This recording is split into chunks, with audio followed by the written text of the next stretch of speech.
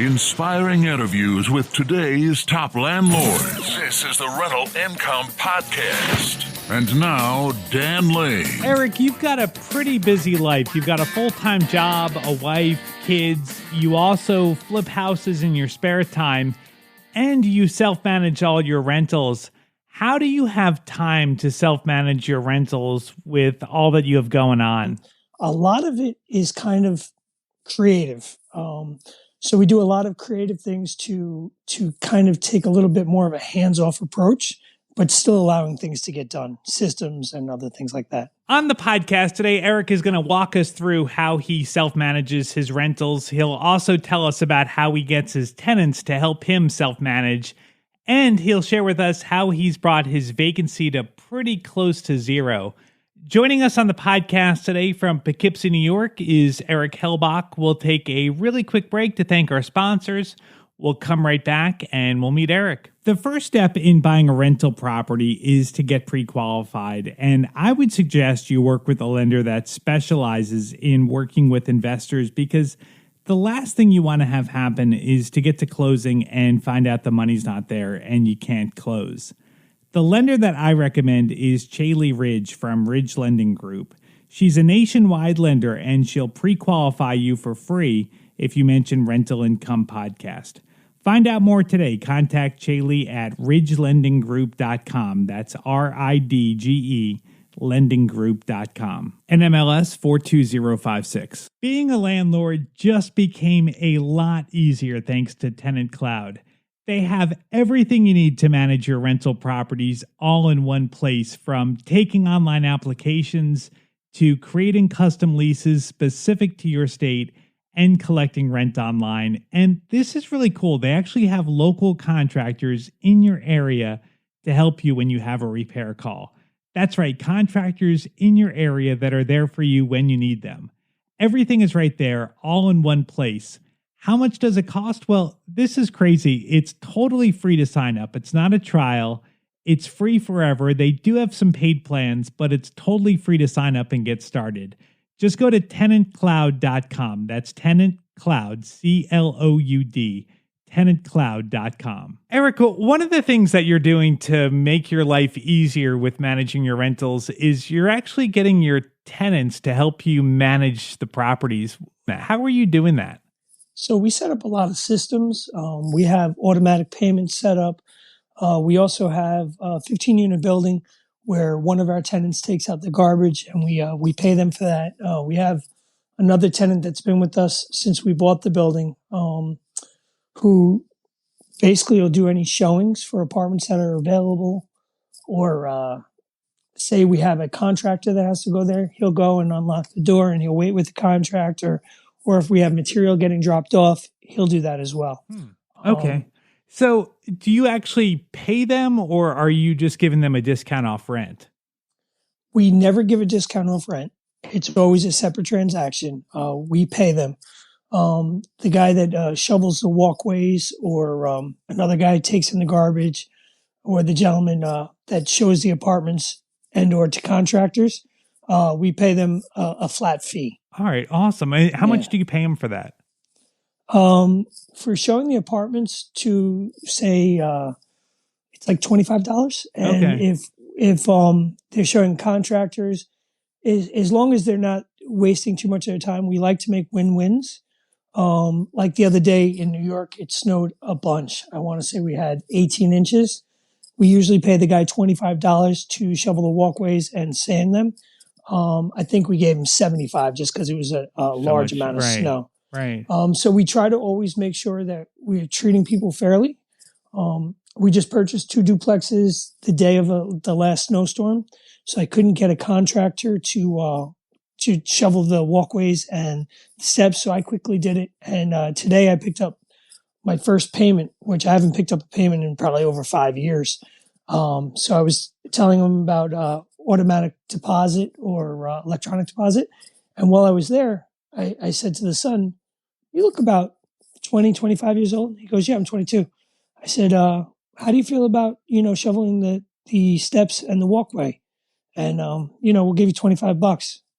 He said, "I do it anyway." I said, "Yeah, so now at least you feel like you're getting paid for it." I said, the thing I need from you is 3 pictures.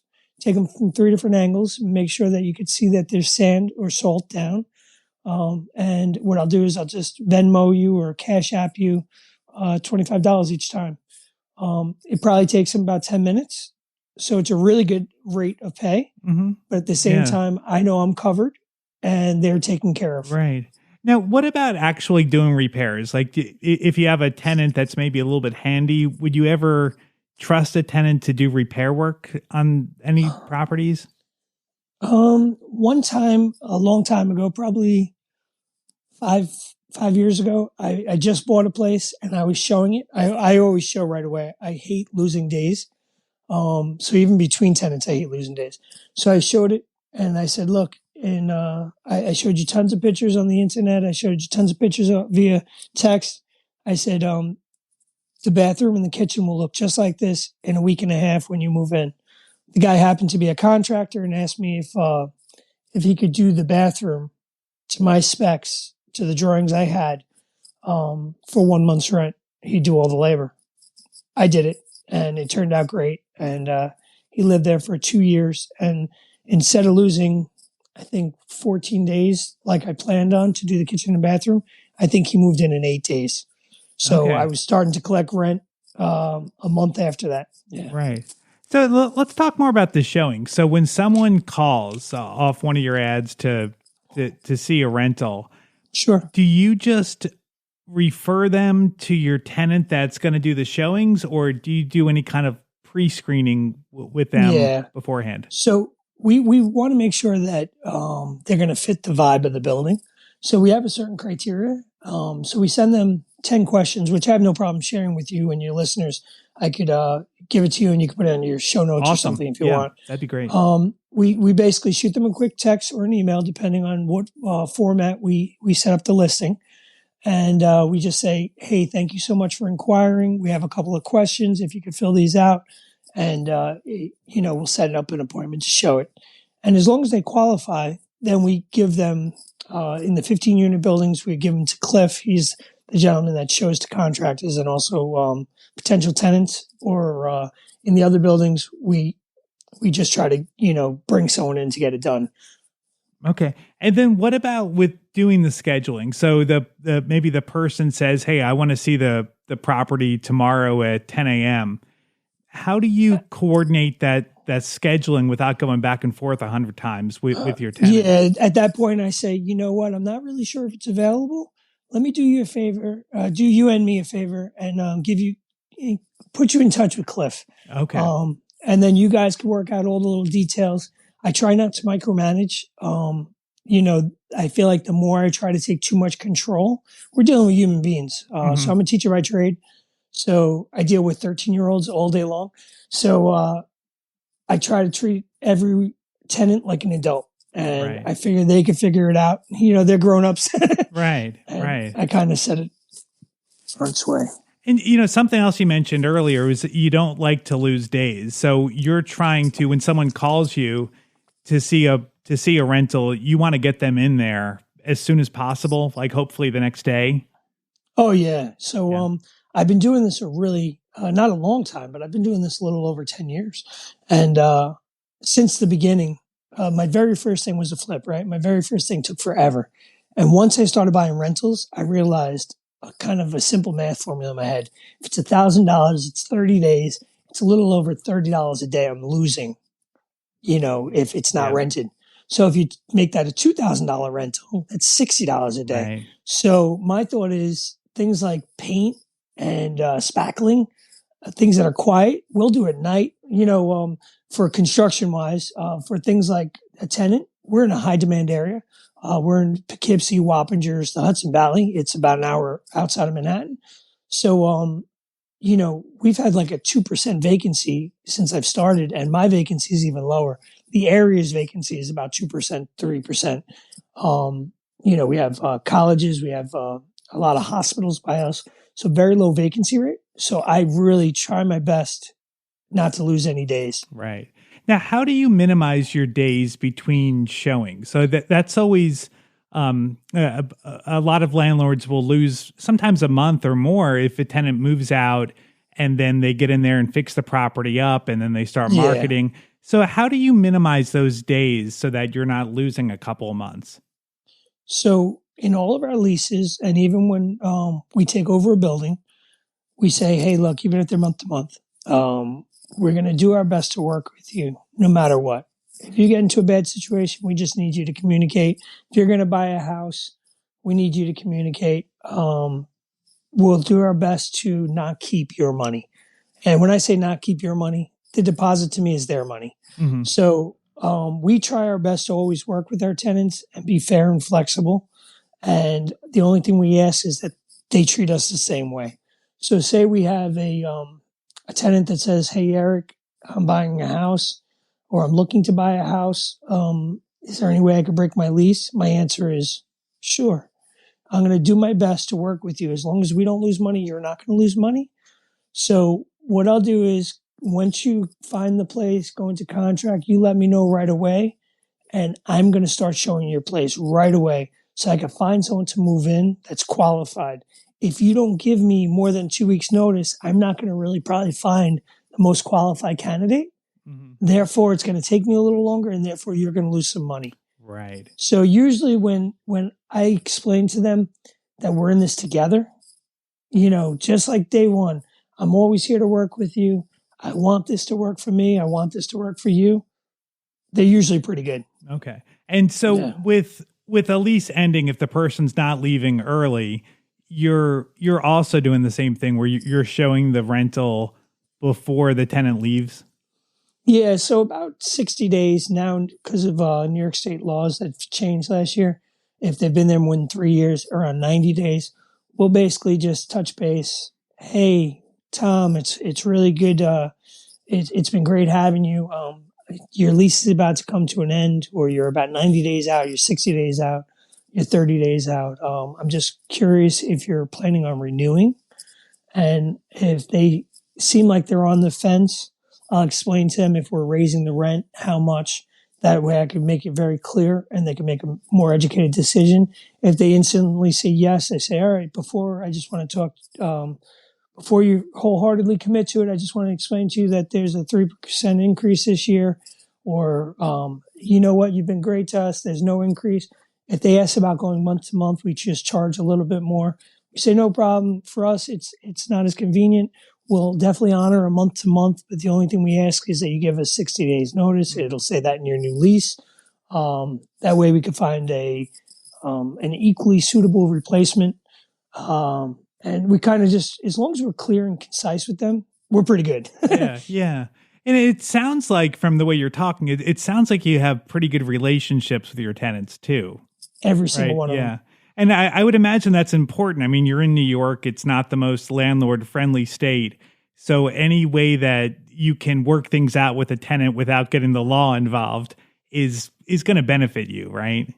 I tell people I leave a little money on the table to not lose a lot of money. Right. Yeah. Because if they're, yeah. they're treated condescending or nasty, everyone just thinks it's their fault. But if you Right. treat them like humans and you talk to them and you're fair with them, they usually fare back. Absolutely. Yeah. That definitely goes a long way. And, I think people are more willing to work with you and treat you fairly if they feel like you're treating them fairly. So I think that's, So let me get sidetracked for 2 Yeah. seconds. So I went today. I picked up my first rent payment in many, many years, right?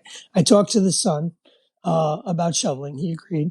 And I said, all right, if you guys need anything, here's my cell phone number. Here's my email. Here's, basically it's a P.O. box that we use, blah, blah, blah. And they said, actually, the floor has a hole in it. Now, I didn't see this when I walked the property.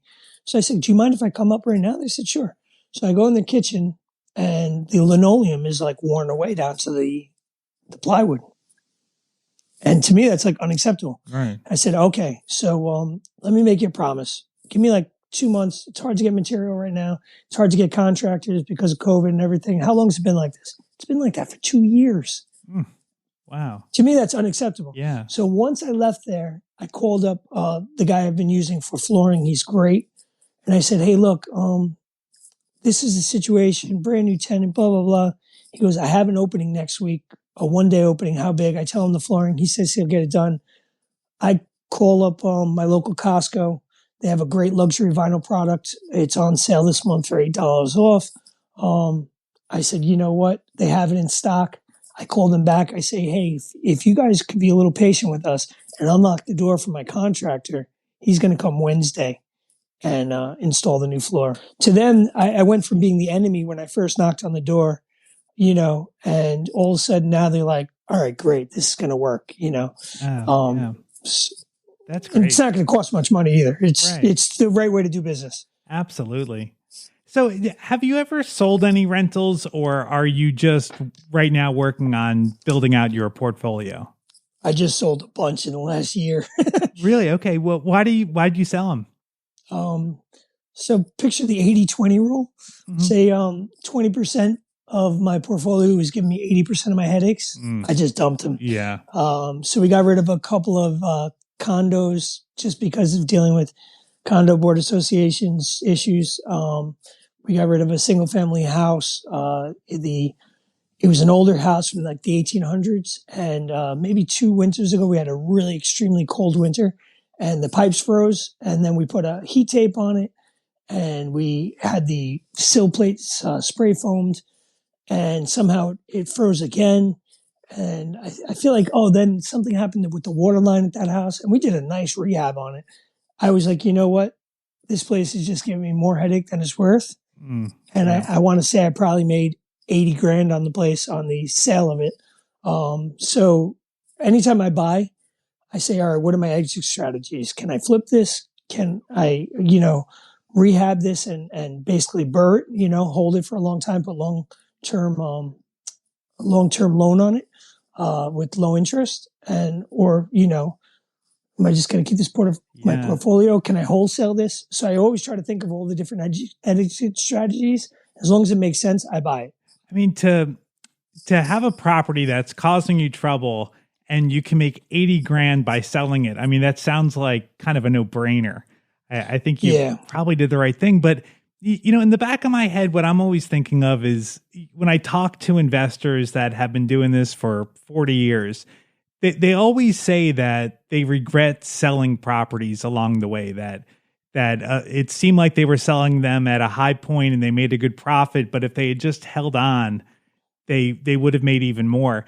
Do you ever think about that maybe you were selling too early, or was it so much of a hassle that I'll be honest with you, I try never to have regret like that, because we could always second guess almost every decision we make, right? Sure. My thing is I just keep moving forward. I sold a condo. I want to say it was a burn and turn. I already bought a couple of condos from the same guy, and he called me. I put it under contract for a great price, and this is a funny story. It actually the unit caught fire as I was showing it to wholesale it. So the heating system caught fire.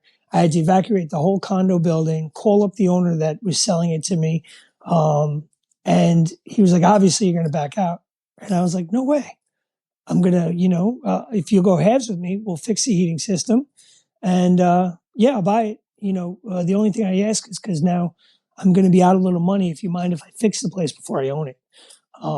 He was totally cool with it. I fixed it. And then I sold it to an end buyer.